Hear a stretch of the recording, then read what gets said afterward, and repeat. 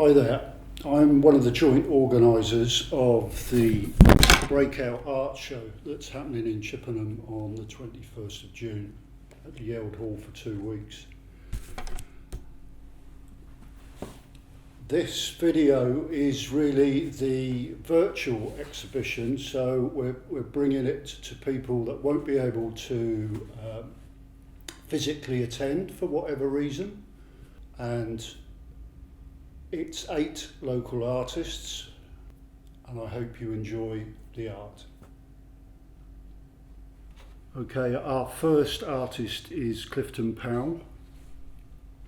Clifton studied at the Jamaican School of Art in Kingston, Jamaica, before moving to the UK at the end of the 1980s.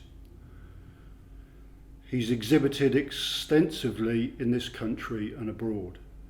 Clifton is a highly accomplished and versatile painter. His work explores a wide variety of subject matter, influenced by the places he's travelled and the people he has met. His latest project is Unrest in the World, and this has produced some exciting paintings, some of which are seen here. I especially like the Plague Doctor, a artist's favourite over the last year, and very topical. Our next artist is Daniel Carmichael. Daniel started taking pictures from a bedroom window about 5 or 6 years ago of the sunrise. Since then his focus has shifted, however, from the large scale of the sunrises to documenting much smaller scale objects and the effects of time and the elements on them. Many of his subjects are mundane, everyday things which might not elicit a second glance most of the time, but which nevertheless have their own stories and, in a way, their own beauty. I think Daniel's got a great eye for detail. He sees things in the moment that a lot of other people wouldn't see.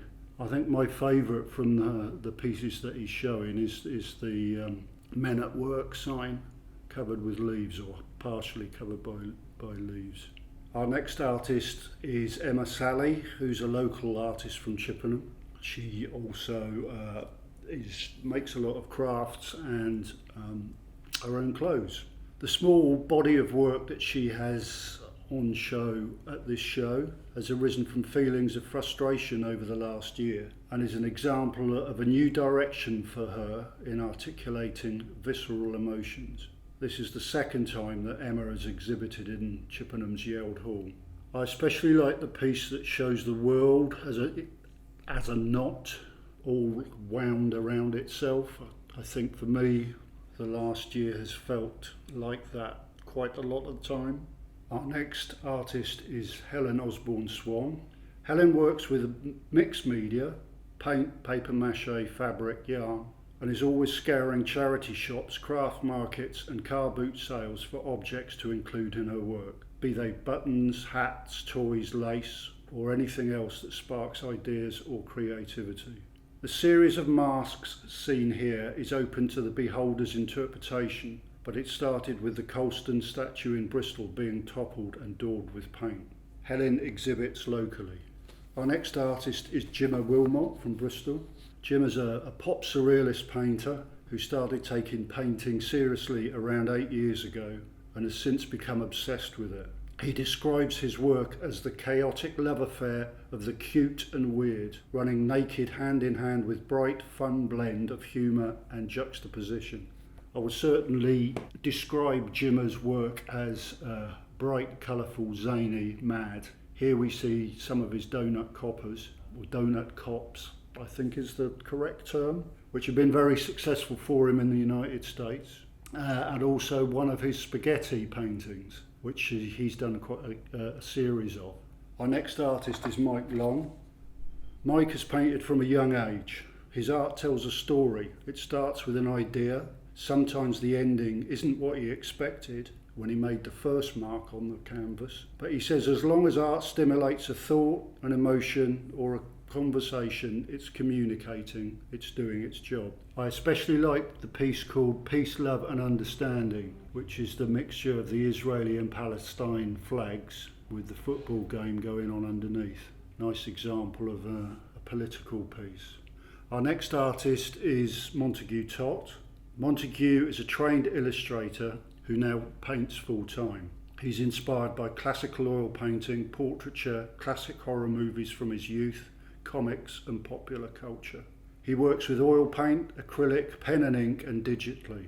The one underlying theme in his art is a rich vein of dark humour, and as quoted by a fellow artist, it's satisfyingly weird.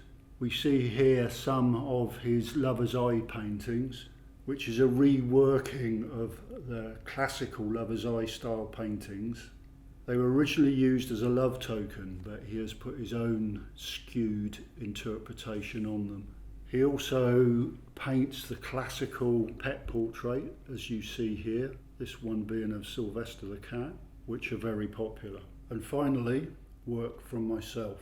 I'm a self-taught artist influenced by surrealism, lowbrow, street and pop art, tattoos, comic books and horror. I now paint continually as a matter of necessity and compulsion. I try and include large amounts of humour in my work, but it's also full of satire and irony, much of which ponders the meaning of life. I initially worked in acrylics, but recently have moved to oil. I really like the Monster and Bride one from the pieces that are shown here, which is a parody on the Grant Woods, the famous American painter Grant Woods piece, American Gothic. Okay, that's it. If you can come down to the Yelde Hall between Monday the 21st of June and Saturday July the 3rd. But if not, I hope you've enjoyed the paintings that you've seen here and hearing a little bit about the artists. I'd like to thank Can Do Arts for making this video possible, especially Rebecca and Ed, and thanks to Chippenham Museum for the Yelde Hall exhibition space. Thank you.